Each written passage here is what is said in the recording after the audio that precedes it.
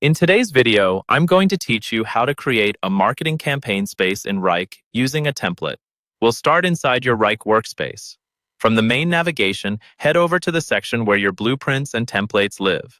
This is usually where Wrike keeps pre-built structures you can reuse, so you don't have to start from a blank space every time you launch a new initiative. Once you're on that page, look for the highlighted area that opens the space creation options. Go ahead and click on that.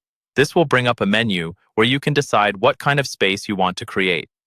From here, choose the option to create a space from a template. This is important because it tells Wrike you want to base your new space on a predefined setup rather than building it manually. Using templates helps you stay consistent across campaigns and saves a lot of time. You'll now be taken to the Solutions Gallery. In this view, look for the category labeled Marketing Team. Click on that to filter down to templates that are specifically designed for marketing workflows, campaigns, and content planning. Within the marketing section, locate the template that's provided by Wrike. This is usually a well-structured option that includes example folders, tasks, and fields tailored for marketing work. Click on the option that indicates it's by Wrike to open the template details. On the template details screen, click on Use Template. Wrike will now create a new space based on this configuration. Depending on your workspace, this might take a moment, but when it's done, you'll be dropped into your new marketing space.